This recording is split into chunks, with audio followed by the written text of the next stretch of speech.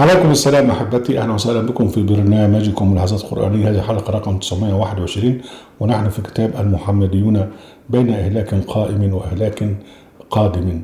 ونحن نتعرض إلى سفه الحكام أو سفه الخلفاء في موضوع المال، وناقص طبعا عينات. خدنا الرشيد وخدنا المأمون، وهذه الحلقة مع المقتدر.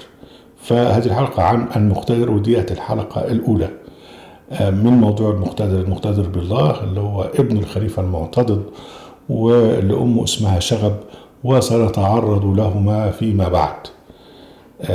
لكن هنا الموضوع عن حكاية السفه في الأموال. المقتدر بويع سنة 295 وابن 13 سنة وشهر 21 يوم، ولم يكن ولي الخلافة قبله أحد أصغر منه. طبعا هنتعرض الموضوع ده برضو، إن أمه هي التي دبرت كل هذا، ست شغب أم المقتدر. مجرد ما بلغ كان على طول الخليفة اللي قبله كان مات واتحط ده مكانه. فكان في بيت المال الخاصة 15,000 دينار، اللي هو البيت بتاع الأموال بتاعته هو الخاصة اللي بينفق منها 15 مليون دينار. أما في البيت اللي هو بيت المال اللي هو بتاع الصرف على الدولة كان 600,000 دينار و20,000 دينار إلى آخره. المهم فينا خبر مهم جدا يقول لك إيه: كانت جواهر الأكاسرة اللي هم حكام فارس، الذين قضى على ملك الأكاسرة، هو أبو بكر وعمر وعثمان إلى آخره، وغيرهم بقى من الملوك. كان كل الجواهر اللي هي جاءت للعرب في الفتوحات كانت صارت أو آلت إلى بني أمية. وبعدين بعد كده الدولة العباسية قامت وأسقطت الأمويين واستولت على أموالهم. قال لك قد صارت إلى بني أمية، ثم صارت إلى السفاح، ثم إلى المنصور. والمنصور بقى جاء ابنه بعد كده اسمه المهدي، اشترى الفص المعروف بالجبل ب 300,000 دينار، واشترى رشيد جواهر ب1,000 دينار. وكل ده الخلفاء العباسيين كانوا بقى يعملوا يحفظوا الجواهر اللي يلموها ويحطوها عشان خاطر دي سند للملك بتاعهم، زي ما الجماعة السعوديين كده بيجمعوا الأموال ويحطوها في البنك المركزي الأمريكي، سند لهم. ما تعرفش يابا الدنيا هيحصل فيها ايه بكره. ولك ولا يزال الخلفاء يحفظون ذلك الى آنة الخلافة المقتدر. المقتدر تولى الخلافة وهو عيل صغير، وليه بقى حاجات بقى كنوز علي بابا، فقعد يلعب فيهم. بقول لك: وإلى آتي الخلافة المقتدر هناك ما لم يرى مثله، وفيه الدرة اليتيمة زينتها 3 مثاقيل، فبسط فيه المقتدر يده ووهب بعضه لصافي الحرمي. ابتدى بقى يدي ده ويدي ده، وجه منه إلى وزيره العباس، عيل صغير بقى وعنده جوهر قد كده. فود شوية للوزير العباس، فقال له الوزير قال له: هذا الجوهر عدة الخلافة، ولا يصلح أن يفرق. ما ينفعش يتنتج، ده الأساس، ده الرصيد. وكانت في واحدة اسمها زيدان قهرمان، وصيفة متمكنة من الجوهر، هي اللي ماسكة الخزنة، فأخذت سبحة لم يرى مثلها، وكانوا يضربوا المثل فيقال سبحة زيدان. فلما وزر علي بن عيسى للمقتدر قال: ماذا فعلت سبحة جوهر قيمتها 30,000 دينار أخذت من ابن الجصاص؟ فقال: في الخزانة. قال: تطلب. فطلبت فلم توجد، فأخرجه من كمه الوزير رحمة الله عليه، وقال له: شوف أهي، إذا كانت خزانة جوهر لا تحفظ فما الذي يحفظ؟ إذا مش كنا هنحافظ على خزنة الجوهر، أمال إيه اللي هنحافظ عليه؟ وقال له: عرضت علي فاشتريتها، دي اتعرضت عليا كانت في السوق واتسرقت وأنا اشتريتها، إلى آخره. فاحنا عندنا بقى حتة عيل صغير تولى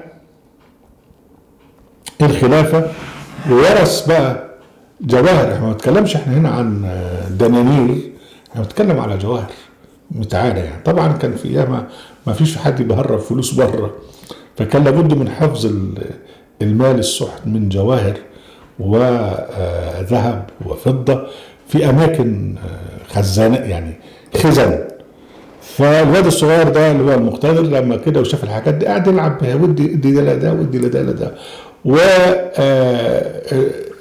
الشيء الغريب الخبر اللي هنحكيه فيما بعد دلوقتي، أبوه المعتضد كان ماشي ودخل بقى الدور الحريم بتوعه، ودخل إلى القصر بتاع شغب اللي هي أم المقتدر، كانت لسه المقتدر عيل صغير. فوقف يتسمع ويتطلع من خلال الستر. فدي بقى ابنه اللي هو أسرع فيما بعد اسمه المقتدر، عنده 5 سنين، قاعد وحواليه شوية عيال من أقرانه في السن، وبين يديه طبق فيه عنقود عنب في وقت العنب فيه عزيز جدا. والصبي اللي هو فيما بعد المقتدر يأكل عنبة ثم يطعم أقرانه عنبة على الدور، وبعدين لما يوصل له الدور يأكل زيهم حتى فرغ العنقود. والمعتضد اللي هو الخليفة أبوه واقف يتميز غيظا، فرجع ولم يدخل الدار، ورأيته مهموما. ده اللي هو صالح الحرمي اللي هو مولى الخليفة المعتضد. فقال للخليفة: يا مولاي، ما سببه ما فعلته وما قد بان عليك، انت زعلان ليه؟ قال: والله يا صافي، لولا النار والعار لقتلت هذا الصبي اليوم، فإن في قتله صلاحا للأمة. طيب ليه؟ لأن شاف ابنه أعمال بيد الناس. فده بقى ده الواد ده المفروض يتقتل، لأن الخليفة مش يدي، الخليفة بياخد. فما يصحش ان الخليفة يدي يعني ناس غلابة يعني، ما ينفعش.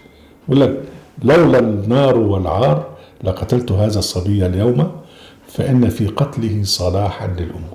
ده يعني يديك فلسفة الحاكم المستبد، فلسفة الخلفاء اللي هم يعيشون على عرق الناس وعلى دماء الناس، مش يدوا الناس.